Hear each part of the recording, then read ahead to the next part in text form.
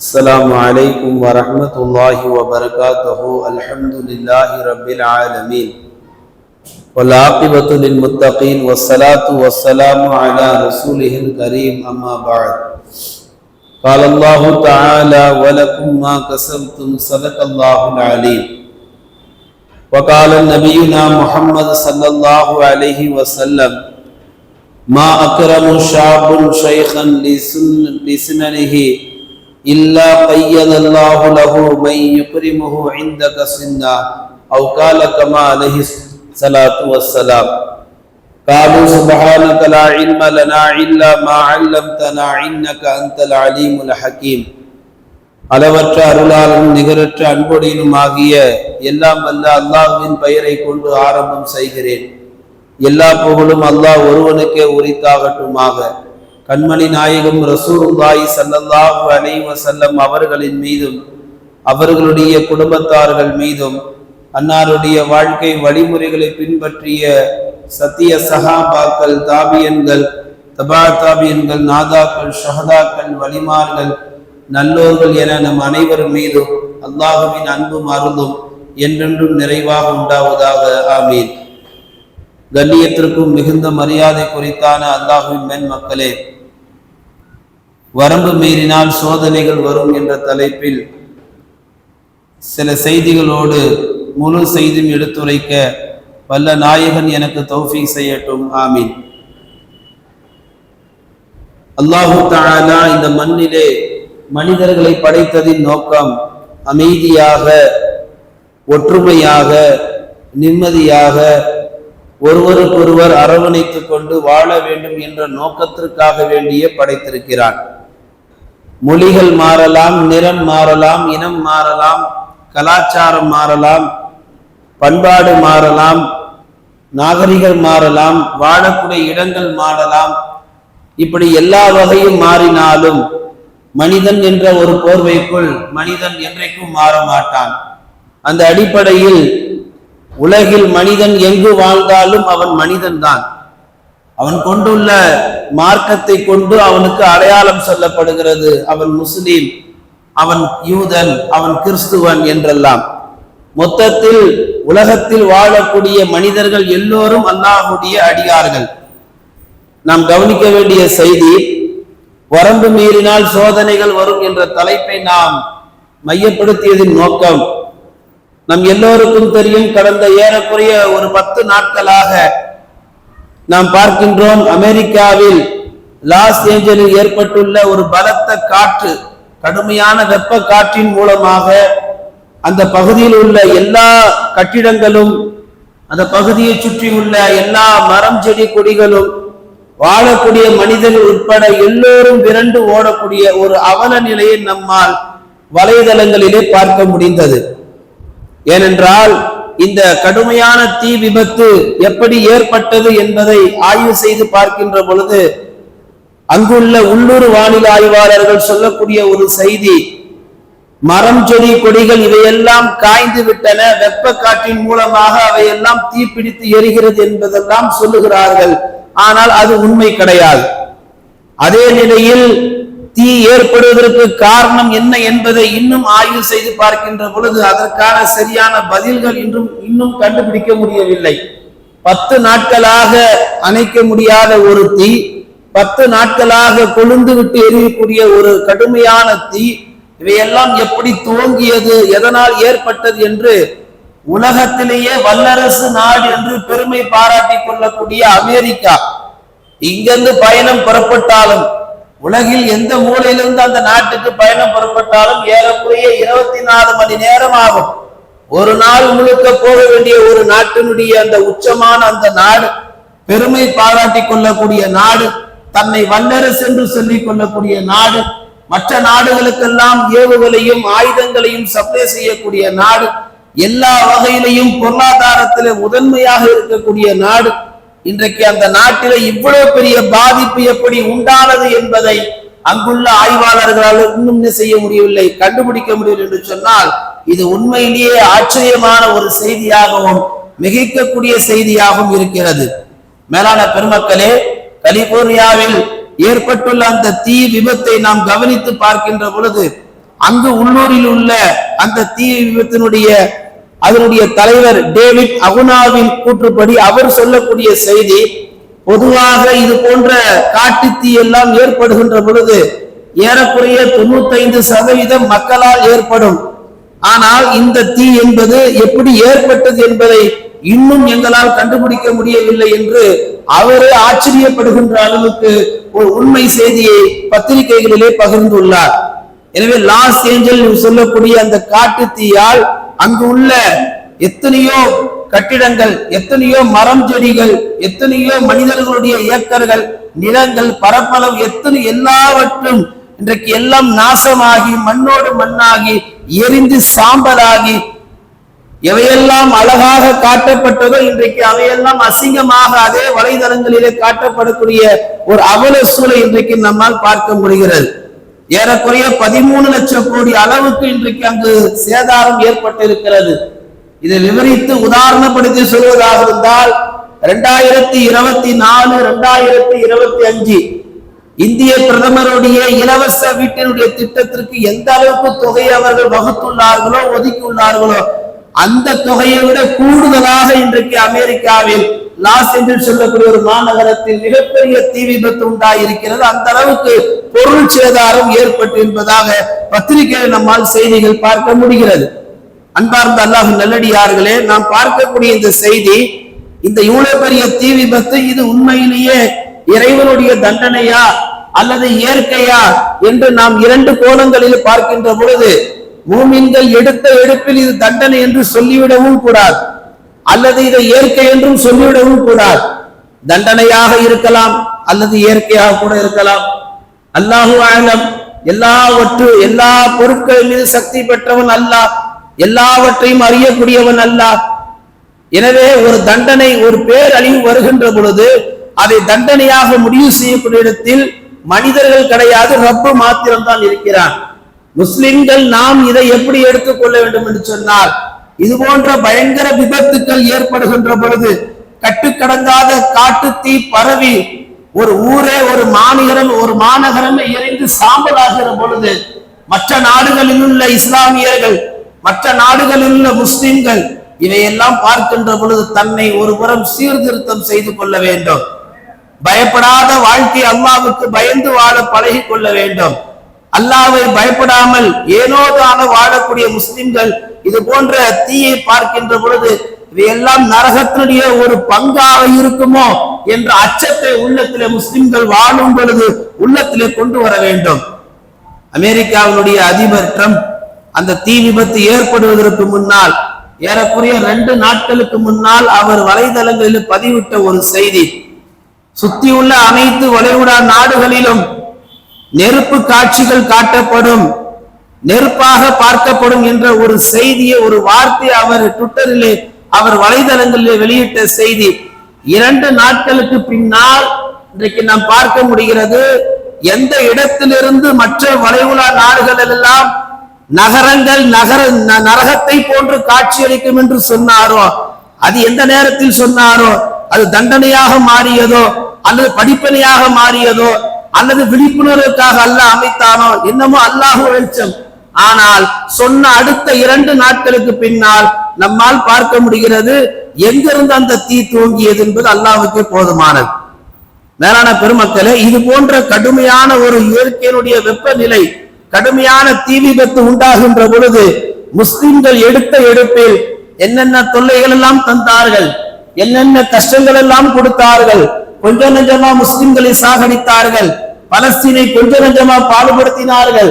இன்றைக்கும் போர் நடந்து கொண்டுதான் இருக்கிறது என்றெல்லாம் வலைதளங்களில் நாம் சில விஷயங்களை பதிவிடுவதை விட்டுவிட்டு, முதலில் அல்லாஹ் ஏன் இதை நடத்தினான், எல்லாவற்றையும் அல்லாஹ் தான் நடத்தி காமிக்கிறான், எதற்காக நடத்தினான் என்பதை கலிமா சொன்ன முஸ்லிம்கள் ஒவ்வொருவரும் தனக்குள் ஆய்வு செய்ய வேண்டும். அல்லாஹ் எப்படிப்பட்டவன் என்பதற்கு இந்த தீ விபத்து ஒரு மிகப்பெரிய ஒரு பாடமாக நமக்கு அமைந்திருக்கிறது. அல்லாஹுடைய கோபம் எப்படி இருக்கும் என்பதற்கு இந்த தீ நமக்கு ஒரு பாடமாக, காட்சியாக அமைகிறது.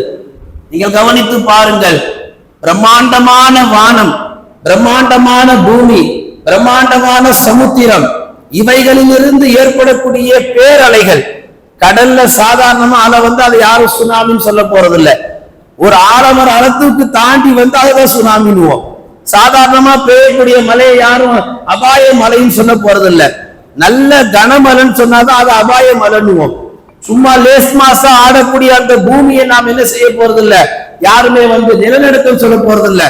ஒரு புள்ளி அளவு இந்த அளவுக்கு அந்த நிலநடுக்கம் உள்ளாக்கப்பட்டா அது பூமி எந்த அளவுக்கு நடுங்கு என்பதை நம்மளால சொல்ல முடியும். இப்படி ஒவ்வொன்றிலிருந்தும் அல்லாஹு தஆலா ஒரு கடுகளவு தான் வெளியே எடுக்கிறான். அல்லாஹுடைய கோபம் எப்பொழுது ஏற்படுகிறதோ இது போன்ற பிரம்மாண்டமான படைப்புகள் எல்லாம் அல்லாஹுடைய உத்தரவுக்கு காத்து கொண்டிருக்கிறது. அடியார்கள் செய்யக்கூடிய அநியாயம், அடியார்கள் செய்யக்கூடிய அக்கிரமங்கள், இவைகளுக்கு அல்லாஹுடைய அரிசி நடுங்குகிறன, அல்லாஹுக்கு கோபம் உண்டாகுகிறது. எனவே அல்லாஹ் கோபத்துடைய நிலைக்கு போகின்ற பொழுது அல்லாஹுவால் படைக்கப்பட்ட படைப்பினங்கள் எல்லாம் அல்லாஹுடைய உத்தரவுக்கு எதிர்பார்த்து கொண்டிருக்கிறது. எல்லா படைப்பினங்களும் அல்லாஹை பார்த்து சொல்லுகின்றது, யா ரப்பு நீ குன் என்று சொல், ஃபயகூனாக நான் ஆகிவிடுகிறேன் என்று எல்லா படைப்பினங்களும் அல்லாஹ்வுடைய உத்தரவுக்கு எதிர்பார்த்து கொண்டிருக்கிறது.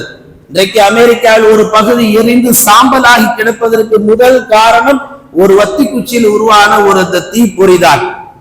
ஹஜ்ரத் ஜிப்ரைல் அலைஹிஸ்ஸலாம் அவர்கள் அல்லாஹு தஆலா அவர்களை நரகத்தை படைத்து அழைத்து காமித்தான். 1000 வருஷம் எரிக்கப்பட்ட நரகத்தை கூப்பிட்டு காமித்தான். மறுபடியும் இன்னொரு 1000 வருஷம் எரிக்கப்பட்ட நரகத்தை கூப்பிட்டு காமித்தான்.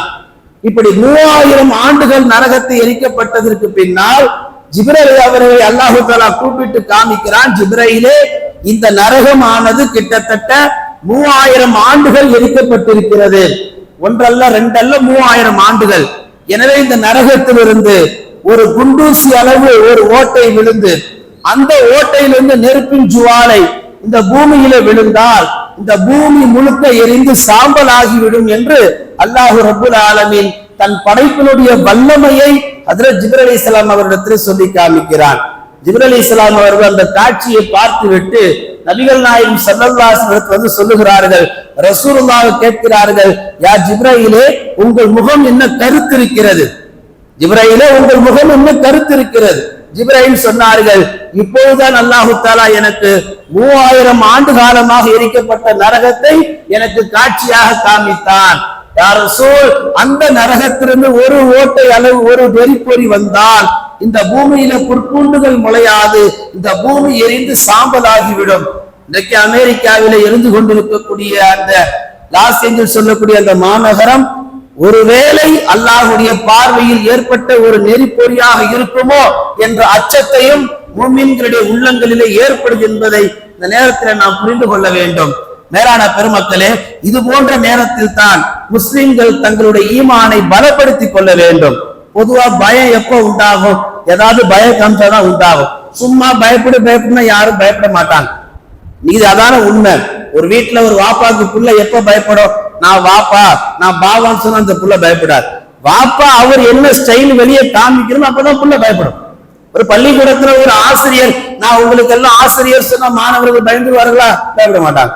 ஆசிரியர் எந்த ஸ்டைல்ல நடக்கணுமோ அந்த ஸ்டைல்ல நடந்தா மாணவர்கள் பயப்படுவார்கள். இப்படி ஒவ்வொரு துறையும் எடுத்துக்கொள்ளுங்கள். ஒருவர் காக்கி யூனிஃபார்மை போட்டுக்கொண்டு நான் ஒரு காவல் அதிகாரி என்ன பயப்படுதுன்னா யாரும் பயப்பட மாட்டாங்க. காவல் அதிகாரிகள் எப்படி இருப்பார்கள் என்பதை முன்னோட்ட கண்ணோட்டமாக காட்டப்பட்டால் தான் மக்கள் எல்லாம் அந்த யூனிஃபார்மை பார்த்தால் ஒரு பயம் உண்டாகும். எனவே ஒரு பயம் உண்டாகுவதற்கு ஒரு முன்னோட்ட பார்வை, ஒரு கண்ணோட்ட காட்சி காட்டப்படுகின்ற பொழுதுதான் உள்ளங்களிலே நடுக்கம் ஏற்படுகிறது. அல்லாஹும் இந்த தீ விபத்தின் மூலம் அதைத்தான் சொல்லுகிறான், நான் யார் என்பதற்கு நீங்கள் இந்த விபத்தை பார்த்துக் கொள்ளுங்கள், என் வல்லமை என்ன என்பதற்கு இந்த தீய ஒரு ஆதாரம் என்பதை அல்லாஹு தஆலா சுட்டி காமிக்கிறான். வமா அஸாபக்கும், அல்லாஹ் குர்ஆனிலே சொல்வது போன்று வலக்கும் மா கஸபத்தும், நீங்கள் எதை சம்பாதித்தீர்களோ அதுதான் உங்களுக்கு கிடைக்கும் என்பதை அல்லாஹ் குர்ஆனிலே குறிப்பிடுகிறார். ஹதீஸிலே பெருமானார் ஸல்லல்லாஹு அலைஹி வஸல்லம் சொல்லி காமிப்பார்கள், மா அக்ரமு ஷாபுன் ஷைஹன் லிஸ்மிஹி இல்லா கய்யலல்லாஹு லஹு மை யுகீமுஹு இன்த சின்னா.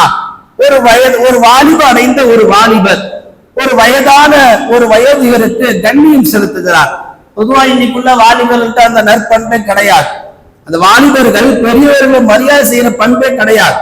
பெரியவங்களை பார்த்தா என்ன சொல்றாங்க? பெருசு ஓரம்போ அப்படின்றாங்க, பெருசா கொஞ்சம் நவுந்து அப்படின்றாங்க. பெரியவருக்கு உண்டான மரியாதை. இது மூணாவது மனுஷன் இல்ல, பெத்த தகப்பனுக்கு சொல்றது, வேற யாருக்கும் சொல்றது. பெத்த சொந்த தந்தைக்கு பெருசு ஒழுங்காயிரு, இன்னும் மண்டை புலம்புறோம். அப்ப இன்றைக்குள்ள வாலிபர்கள் வயதானவர்களை மதிப்பது கிடையாது. ரசூல் சொன்னார்கள், எந்த வாலிபர் ஒரு வயதானவருடைய வயதை மதிப்பிட்டு அந்த வயதுக்கு கண்ணியம் தந்து அந்த வயதானவரை மதிக்கிறாரோ அல்லாஹ் சபதம் எடுக்கிறான், அந்த வாலிபர் வயதாகின்ற வரைக்கும் அல்லாஹ் காத்து கொண்டிருக்கிறானா. ஒரு வாலிப பருவம் உள்ள ஒரு வாலிபர் ஒரு வயதானவரை கண்ணியப்படுத்திட்டார். இப்ப இந்த வாலிபர் வயதாகின்ற வரைக்கும் அல்லாஹ் பொறுமையாக இருக்கின்றானா. இவர் எப்பொழுது வயதானாரோ அல்லாஹ் சொல்லுகிறான், இவருக்கு ஒரு வாலிபத்தை நான் ஏற்படுத்தி தருகிறேன். காரணம் என்ன? இவர் வாலிபராக இருந்த பொழுது இன்னொரு வயதுகளை கண்ணியப்படுத்தினார். அந்த அடிப்படையிலே இன்றைக்கு நீ முதியோராகிவிட்டாய், உன்னை கண்ணியப்படுத்தும் அளவு ஒரு வாலிபத்தை நான் உனக்கு உண்டாக்கி தருகிறேன். இது அல்லாஹுடைய நியதி. நான் ஆரம்பத்தில் சொன்னதை போன்று உலகத்தில் எல்லோரும் அல்லாஹுடைய அடிமைகள் தான். நீங்கள் எந்த நாடாக இருக்கட்டும், எப்பேற்பட்ட மனிதர்களாக இருங்கள், நீங்கள் ஆங்கிலத்தில் புலந்து கட்டக்கூடியவர்களாக கூட இருங்கள், நீங்கள் அரபியில மாஹிராக கூட இருங்கள், அல்லாஹ்வை பொறுத்த வரைக்கும் எல்லோரும் மனிதர்கள். அல்லாஹ் சொல்ல வருவதும் ஒற்றுமையாக வாழுங்கள், உங்கள் ரப்பை தேடி யார் என்பதை விளங்கி வாழுங்கள். இன்றைக்கு அதில் விளங்கியவர்கள் முதன்மையானவர்கள் முஸ்லிம்கள், அதை விளங்காதவர்கள் யூதர்கள், நஸ்ரானிகள், கிறிஸ்துவர்கள், எத்தனையோ சமயத்தை சேர்ந்தவர்கள். எனவே அப்படி இருக்கும் பட்சத்தில் சில நேரங்களில் வரம்பு மீறி நடக்கின்ற பொழுது அல்லாஹ் இது போன்ற சில கோப பார்வைகளை வெளிப்படுத்தத்தான் செய்வான். மேலான பெருமக்களை, இது போன்ற கோப பார்வைகள் வெளிப்படுகின்ற பொழுது முஸ்லிம்கள் தங்களை விழிப்புணர்வுக்கு ஆக்கிக் கொள்ள வேண்டும், தங்களுடைய தவறுகளை திருத்திக் கொள்ள வேண்டும். இரையச்சம் என்பது குறிப்பாக வாழும் நிகழ்கால முஸ்லிம்கள்கிட்ட கடுகளவு கூட இல்லாம போயிடுச்சு. வெள்ளிக்கிழமை ஆச்சு, முதல் நாள் வந்த ஒட்டகத்துடைய நண்பன் நாங்களே எத்தனை பேர் பள்ளிவாசலுக்கு முதல் ஆளா வந்திருக்கிறோம். பயான ஆரம்பிச்சு ஏறக்குறைய 15 நிமிடம் தொட்டதற்கு பின்னால் தான் நாம் பள்ளிக்கே வருகிறோம். இது இரையச்சமா? மேலான பெருமக்களை, இதையெல்லாம் சொல்லி காட்டுவதல்ல நோக்கம். இரையச்சத்தை உள்ளத்தில் கொண்டு வந்தால்தான் அமலிலே வெளிச்சம் கிடைக்கும். ஆளே இல்ல, லைட் ஏறினா எப்படி? யாராவது வந்து சுச்சி போட்டாதானே வெளிச்சம் வரும். பள்ளிவாசல் இருட்டாதான் இருக்கும் கியாமத் நாள் வரைக்கும். மேலான பெருமக்களை, இரையச்சம் இன்றைய முஸ்லிம்களிடத்திலே கடுகளவு கூட இல்லாமல் போய்விட்டது. எல்லா காரியங்களும் வரம்பு மீறி செயல்படுகிறோம். தொழுகைக்கு பாங்கு சொல்லப்பட்டால் உதாசீனப்படுத்துகிறோம். குர்ஆன் ஷரீஃப் வீட்டில் இருக்கு, சீரியல்களை பார்க்கிறோம். செல்போன் கையில இருக்கு, சினிமா பாட்டை கேட்கிறோம். காசு பணம் சம்பாதிக்கிறோம், சிரமப்பட்டு அதை சூதிலும் மாதிலும் மதுவிலும் அதை நாம் விட்டு விடுகிறோம். எத்தனையோ காரியங்களில் முஸ்லிம்கள் வரம்பு மீறி செயல்படுகிறார்கள். இன்னும் ஒரு படி மேல் அல்லாஹ்வுடைய அடியார்கள், அவர்கள் முஸ்லிம்கள் அல்ல, பொதுவாக அல்லாஹ்வுடைய அடியார்கள் வரம்பு மீறி செயல்படுவதனால் அல்லாஹ்வுடைய கோபம் இது போன்று ஏற்படுவதாக கண்மணி நாயகம் ரசூலுல்லாஹி ஸல்லல்லாஹு அலைஹி வஸல்லம் குறிப்பிட்டு காமிக்கிறார்கள். மேலான பெருமக்களே, பொதுவாக உலகம் அழிவுக்கு அடையாளம் 10 என்றார்கள் நபிகள் நாயகம். இந்த 10 அடையாளங்கள் உலகத்தில் நடந்தால் நீங்கள் அழிவு நாளுடைய நாளை எண்ணிக்கொள்ளுகிறார்கள். பொதுவாக யமன்ல இருந்து தொடங்கக்கூடிய ஒரு நெருப்பு ஷாம் தேசத்தின் வரைக்கும் மக்களை அது துரத்தி கொண்டே போகும் என்றார்கள். இன்னைக்கு அமெரிக்காவில் லாஸ் ஏஞ்சல் ஏற்பட்ட அந்த தீ விபத்து அங்கு உள்ள மக்களை அந்த நகரத்தை விட்டு அப்புறப்படுத்துகிறது. யார் யாரெல்லாம் மாளிகையா வாழ்ந்தானோ, யார் யாரெல்லாம் தன்னுடைய வீட்டை கோபுரம் என்று சொன்னானோ, ஹாலிவுட்ல நடித்தவர்கள் எல்லாம், உலக பணக்காரர்கள் எல்லாம், தன்னை பெரிய மாஹீர் என்று சொன்னவர் எல்லாம், நான் தான் வல்லரசுடைய குடிமை சிட்டிசன் என்று சொன்னவர் எல்லாம், தீயை கண்டு துண்டக்கான துணியக்கான விரண்டு ஓடக்கூடிய அந்த அவல காட்சியை நம்மால் வலைதளங்களில் பார்க்க முடியும் என்று சொன்னால், அல்லாஹ் நாடினால் எதையும் நடத்தி காட்டுவான். இன்றைக்கு உலகத்தில் அப்படித்தானே பார்க்கப்படுகிறது. உலக நாடுகளிலே அமெரிக்காவை போன்ற ஒரு நாடு இல்லை என்று என்றைக்கு பெருமை பாராட்ட துவங்கினார்களோ அன்றைக்கு அல்லாஹ் முடிவெடுத்தான். பெருமை என்பது என்னுடைய ஆடை என்று சொல்கிறான் அல்லாஹ். என்னுடைய ஆடையை எவன் எடுத்து உடுத்துவானோ அவன் நாசமாகித்தான் போவான் என்பதையும் கண்மணி நாயகம் ரசூலுல்லாஹி ஸல்லல்லாஹு அலைஹி வஸல்லம் குறிப்பிட்டு காமிக்கிறார்கள். யமன்ல துவங்கக்கூடிய நெருப்பின் ஜுவாலை ஷாம் தேசத்தின் வரைக்கும் மக்களை துரத்தி செல்லும். ரசூலுல்லாஹ் சொன்னார்கள். அடுத்து பெருமானார் சொன்னார்கள், கியாமத் நாளுடைய அடையாளம் மேற்கிலிருந்து சூரியன் உதயமாகும். நம்மளாம் அது மேற்குல இன்னும் உதயமாக பார்க்கல. ஒரு நாள் அப்படி உதயமாகினால் அது உலக அழிவு அடையாளம் என்றார்கள் பெருமானார் அவர்கள். மேலான பெருமக்களே, உலக பொதுமக்களுக்கு அல்லாஹ் சொல்லக்கூடிய ஒரு பொது நியதி என்ன தெரியுமா? ஒவ்வொருவரும் எதை விதைக்கிறார்களோ அதுதான் அவர்களுக்கு முளைக்கும். ஒரு நெல்லை விதைத்தால் நெல்லுதான் முளைக்கும். நெல்லுக்கு பகரமாக சோளம் முளைக்காது. நீங்கள் எதை விதைக்கிறீர்களோ அதை தான் அறுவடை செய்வீர்கள். நன்மையை விதைத்தால் நன்மை வந்து நிற்கும், தீமையை விதைத்தால் தீமை தான் நிற்கும். கொஞ்ச காலத்துக்கு நீங்க செஞ்ச தீமை வேணா உங்களுக்கு முன்னாடி வந்து நிக்காம இருக்கலாம், ஆனா ஓரிரு காலம் கொஞ்ச காலம் எடுக்கும், ஆனால் கண்டிப்பாக உங்களை வந்து அது துரத்தும். இன்னைக்கு மது குடிக்கிறீங்க, ஒண்ணும் செய்யாது, நல்லா இருப்பீங்க, நல்ல மாசா நடப்பீங்க, ஆனா வயது முதிர்வில் அது உங்களுடைய உடல் உறுப்புகளை பாதிக்கும். இன்னைக்கு ஒரு சூது விளையாடுறீங்க, ஒண்ணும் செய்யாது, காசு பணம் போகும் வரும், ஒரு நாள் உங்களை பிச்சைக்காரனாக ஆக்கும். இன்னைக்கு நல்ல புகைப்பிடிக்கிறீங்க, அது ஒண்ணும் செய்யாது, ஒரு நாள் உங்களை அது மண்ணறைக்கு அழைத்து செல்லும்.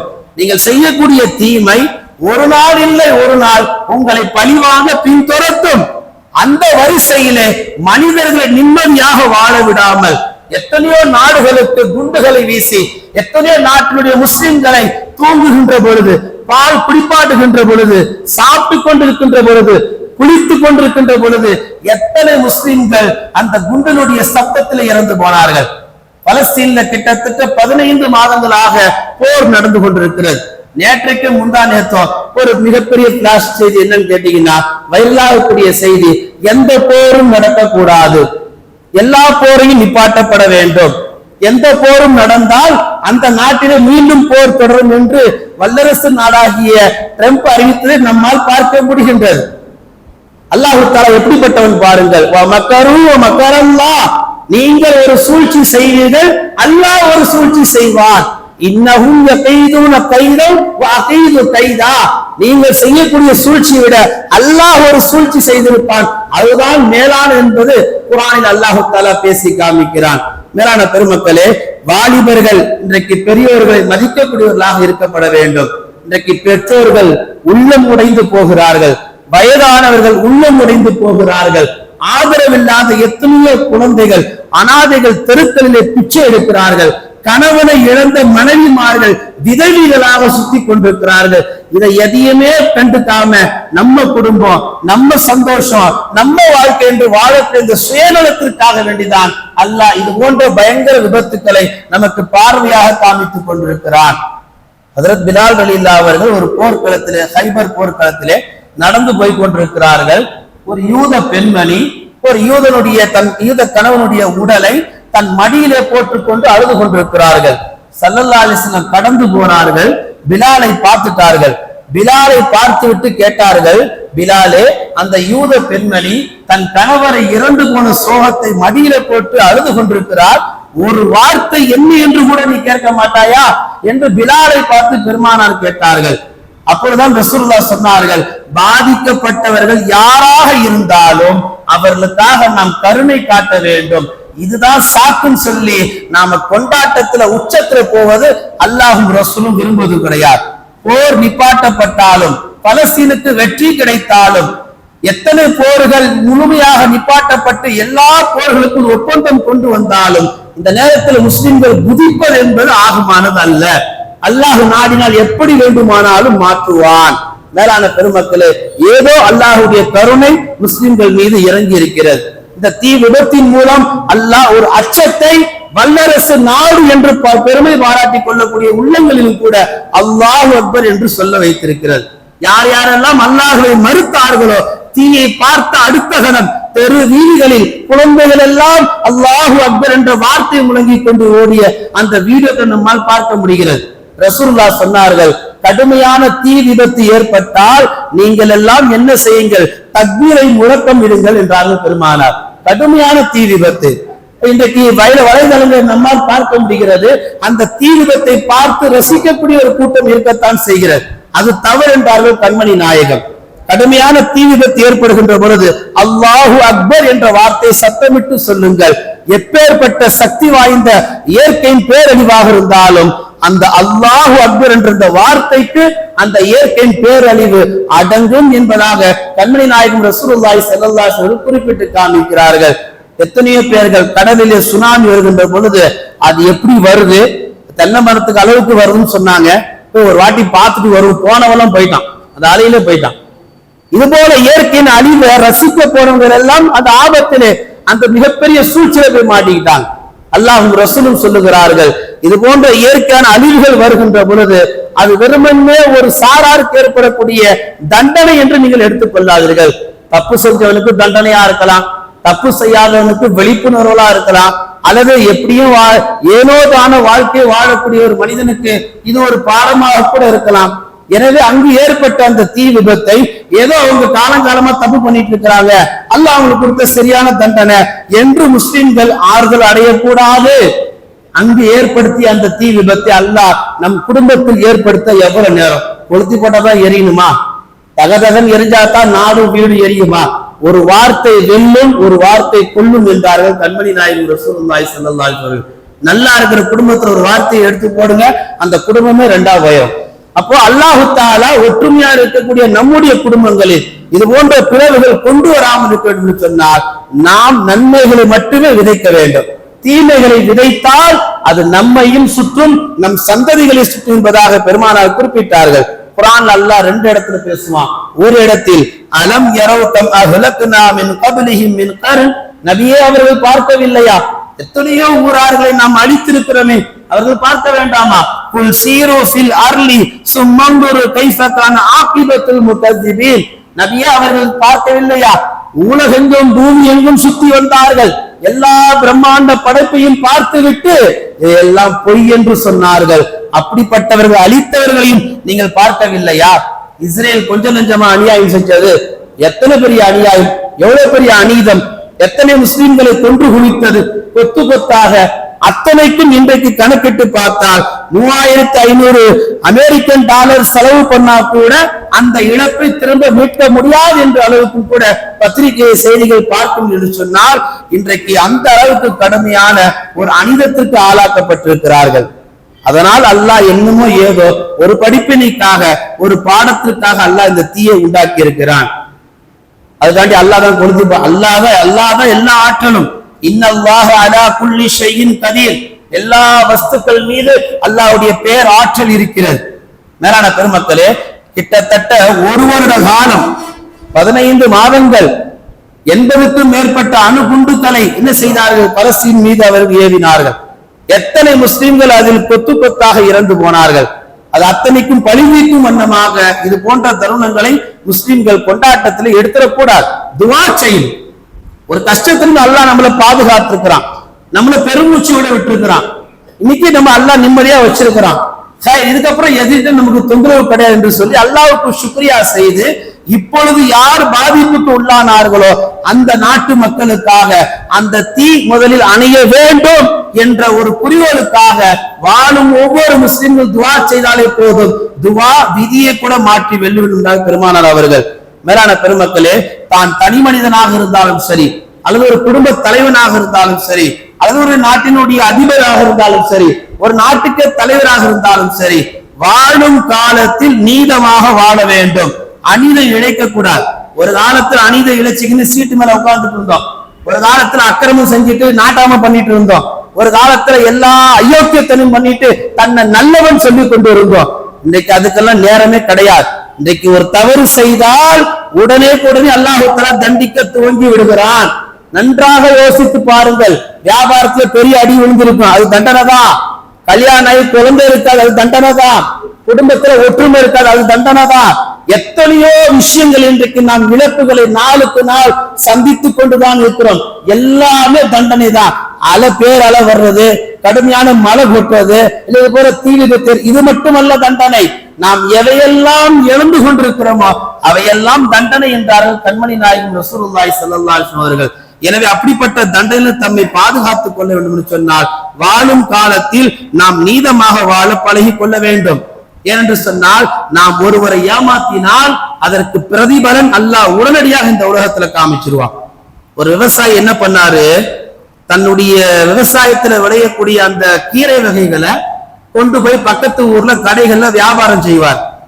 வியாபாரம் செய்யும் பொழுது அவருக்கு அந்த கணக்கு வழக்குல அந்த விவசாயிங்க பெரும்பாலும் படிச்சிருக்க மாட்டாங்க, ஆனா நல்ல மனசு உடையவங்க. கடைகள்ல போய் கீரைகளை கொடுப்பார். அந்த கடைக்காரர் என்ன செய்வார்? அதுக்கு பணம் கொடுக்காம அந்த கீரைக்கு பகரமா பொருட்களை கொடுத்துருவார், மல்லிகை சாமான்களை கொடுத்துருவார். இப்படியே ஒரு 10-15 நாள் போய்கிட்டே இருந்தார். திடீர்னு ஒருவர் வந்து அந்த கடையில கேட்கிறார், எனக்கு 10 கிலோ கீரை வேணும் அப்படின்னு. அந்த கடைக்காரர் சந்தோஷம் அடைந்து மொத்தமா இன்னைக்கு கீரை வித்துருச்சு அப்படின்னு சொல்லி 10 கிலோ கீரைய எடை போட்டார். எடை போட்டு பார்த்தா 9 கிலோ தான் இருக்குது, 1 கிலோ குறையுது.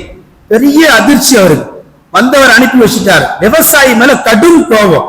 தினம் நம்மள வந்து கீரை கொடுத்து அதுக்கு பகரமா பொருள் வாங்கிட்டு போறார். இன்னைக்கு எடை போட்டு பார்த்த பிறகு 1 கிலோ குறையுது. அப்ப தினம் இந்த திருட்டு வேலை தான் அவர் பண்ணியிருக்கிறாரா என்று சொல்லி அந்த விவசாயி வந்தால் 2ல 1 பார்க்கலாம்னு சொல்லி அவருக்கான எதிர்பார்த்து இருந்தார். மறுநாள் அந்த விவசாயி கீரை எடுத்துட்டு வந்தார். அவர் சட்டையை பிடிச்சு கேட்கிறார், இத்தனை நாளா நீ என்னை ஏமாத்திட்டு தான் இருந்தியா? அந்த விவசாயி சொன்னார், எனக்கு எழுத்து படிப்பு அறிவுலாம் கிடையாது. இன்னும் சொல்ல போனா இந்த கீரைக்கு எடை போடுற மிஷின் கூட என்கிட்ட கிடையாது, எடைக்கல் கூட என்கிட்ட கிடையாது. நீங்க எப்படி வாங்கிட்டு போனீங்க?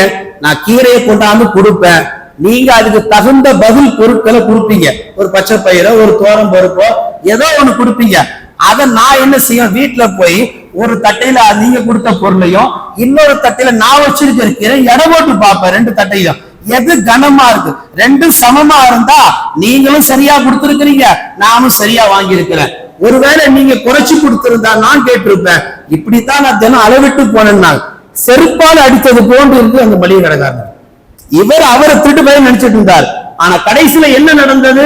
உண்மையில ஏமாத்தியது அந்த விவசாயி கிடையாது, அந்த மளிகை கடைக்காரர் தான். மேலான பெருமக்களே, இன்றைக்கு நாம் அப்படித்தான் வாழ்ந்து கொண்டிருக்கிறோம். மற்றவர்களை ஏமாற்றுவோம் என்று நாம் செய்து கொண்டிருக்கிறோம். சமயங்களிலே அல்லாஹ்வுடைய கிருபை என்னமோ ஏதோ வழியில நாம் கோட்டை விட்டு விடுகின்றோம்.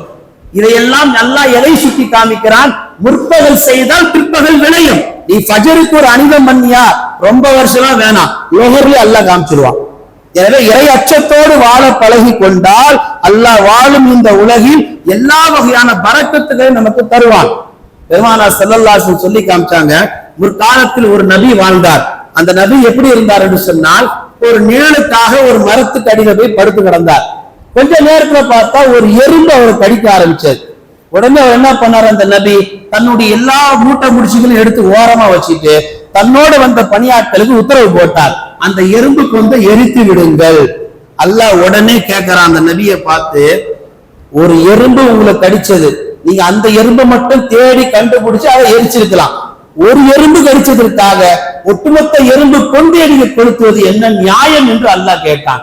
மேலான பெருமக்கள், இவையெல்லாம் வரலாறுகள், வரலாற்று வரல இன்றைக்கும் சான்றுகளாக இருக்கிறது. அதுதான் ஒருவருக்கொருவர் சண்டை என்றால் இருவரும் பேசிக் கொள்ளலாம். 2 நாட்டின் அதிபருக்கு சண்டை என்றால் வட்ட மேடையிட்டு 2 நாட்டு அதிபர்களும் பேசிக் கொள்ளலாம். மடையன்களை போன்று, பைத்தியக்காரர்களை போன்று 2 நாட்டு அதிபர்களுக்கு அந்த சண்டையை 2 நாட்டு மக்களுக்கு மத்தியில் அதை வெளிப்படுத்துவது யாருக்கு லாபம்? மக்களுக்கு தான் நஷ்டம் என்பதை இன்றைக்கு அமெரிக்காவில் இருந்து கொண்டிருக்கக்கூடிய லாஸ் ஏஞ்சல்ஸ் நம்மால் பார்க்க முடிகிறது. மேலான பெருமக்களே, எந்த துரோகம் நாம் இழைக்கிறோமோ அதனுடைய பிரதிபலன் அல்லாஹ் உடனே காமித்து விடுவான். எனவே வாழும் இந்த காலத்தில் நாம் யாருக்கும் துரோகம் செய்யாமல், யாருக்கும் அநீதம் செய்யாமல் நம்ம வாழ்க்கை நீளமாக நேர்மையாக நாம் வாழ்ந்து விட்டு சென்றால், அல்லாஹ்வுக்கு பயந்து விட்டு வாழ்ந்து விட்டு சென்றால் அல்லாஹ் தஆலா அந்த வாழ்க்கையில பரக்கத்தை உண்டாக்குவான். இல்லாவிட்டால் கண்களுக்கு முன்னால் எத்தனை கட்டிடங்கள் எரியுது. நான் ஏதோ மேஜிக் நினைச்சுக்கிட்டேன், உண்மையில ரியலா எரியுது. பெரிய பெரிய கட்டடங்கள்லாம் எரியுது, மரங்கள் எல்லாம் எரியுது. எங்கேயாவது எரிஞ்சது பார்த்தது உண்டா? இவையெல்லாம் அல்லாஹ்வுடைய கோபம் தான். எல்லாம் வல்ல அல்லாஹு தஆலா இது போன்ற துரோகம் இழைக்கக்கூடிய கெட்ட பண்புகள் நம்மை முழுமையாக பாதுகாத்து வாழும் காலத்தில் ஈமானை அதிகரித்துக் கொண்டு தொழுகைகளை விடாமல் தொழுது அல்லாஹ்விடத்தில் தொடர்ந்து துஆ செய்வோம். 10 நாட்களாக எரிந்து கொண்டிருக்கக்கூடிய அந்த மாநகரத்தை உள்ள அந்த தீயை அல்லாஹ் தஆலா இன்றோடு அணைத்து விடுவானாக. அந்த மக்களுக்கு அல்லாஹ் முழு நிம்மதியை தருவானாக. எதை பேசினோமோ எதை கேட்டோமோ அதன்படி அமல் செய்யக்கூடிய நற்பாக்கியத்தை எல்லாம் வல்ல அல்லாஹ் தஆலா நம் எல்லோருக்கும் நசீபாக்குவானாக. ஆமீன். வ ஆகிரு தஅவானா அல்ஹம்துலில்லாஹி ரப்பில் ஆலமீன். அஸ்ஸலாமு அலைக்கும்.